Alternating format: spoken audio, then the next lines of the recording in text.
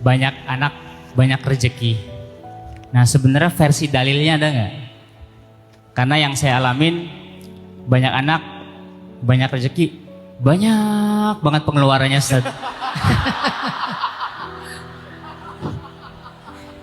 Ya, jadi atau gambarannya ada nggak referensi di zaman Nabi atau di zaman sahabat yang memiliki anak banyak? Terus dari sisi parentingnya seperti apa? Karena mungkin kalau kalian punya anak 1, 2, 3, 4 sudah mengeluh, jangan sampai mengeluh di depan saya. Karena itu belum ada apa-apanya. Berikan saya nasihat tentang menjadi sosok seorang bapak atau seorang suami yang soleh itu seperti apa, biar teladan pada istri dan anak-anak. Itu. Kalimat banyak anak banyak rezeki. Saya justru merasa bahwa anak itu adalah rezeki. Jadi kalau nambah anak itu artinya nambah rezeki. Saya nggak mau mengartikan rezeki itu hanya materi.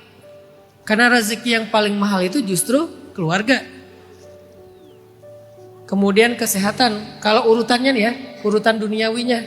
Bagi saya nomor 1 keluarga, nomor 2 adalah kesehatan, nomor ketiga punya hobi kalau menurut saya.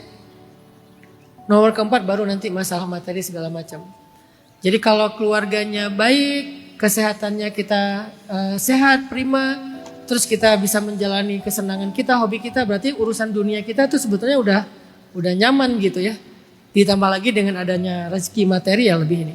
Tapi keluarga itu sendiri adalah rezeki, kesehatan itu adalah rezeki. Sehingga kalau istilahnya banyak anak banyak rezeki, versi saya, anak itulah yang disebut dengan rezeki.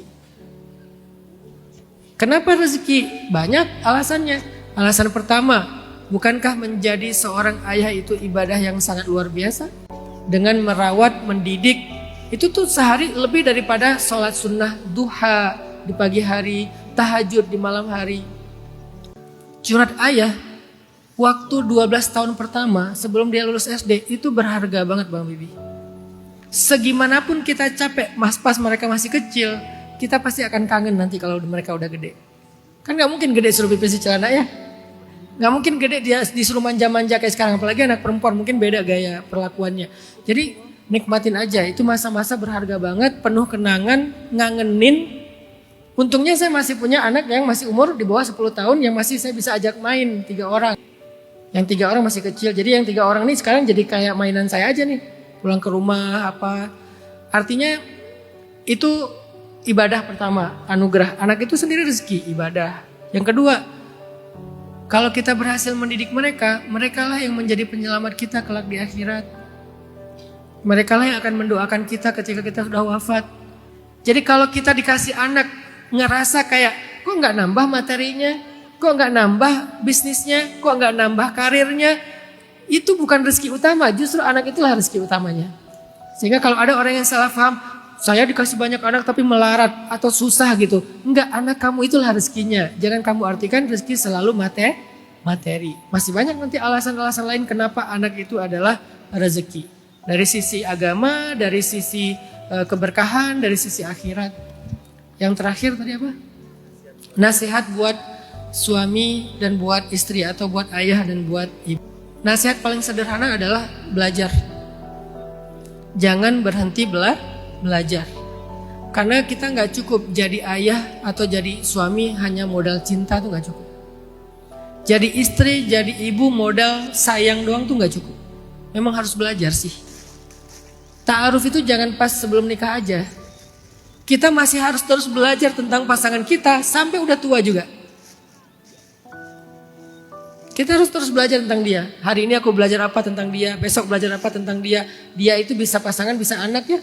Belajar terus. Dia itu adalah referensi yang mengajarkan kita banyak hal. Jadi belajar terus tentang dia. Baik dengan cara baca buku, dengan membaca watak, baca karakter, baca perilaku. Belajar. Jadi ketika kita ngerasa ada yang gak seret, anggap itu sebagai pelajaran bagi kita. Ketika kita ada ngerasa salah, anggap itu sebagai pengalaman untuk kita perbaiki. Belajar. Sehingga kita terus tumbuh menjadi lebih baik. Suami lebih baik, orang tua lebih baik, istri lebih baik, ibu lebih baik. Jangan berhenti belajar. Ta'aruf. belajar psikologi, walaupun kita nggak harus jadi psikolog. Tapi belajar psikologi, karena dengan kayak gitu kita jadi ngerti kan, apalagi hari ini ilmu mental health itu penting. Belajar tentang mental health, belajar tentang psikologi, tes kalau perlu, tes semua metode psikotes.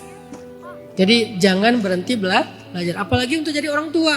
Parenting itu harus belajar, gak cukup modal saya orang tua, doa saya itu mustajabah, kamu jangan durhaka sama orang tua. Gak bisa, belajarlah jadi orang tua yang baik, baru kita bisa berharap yang baik-baik dari anak.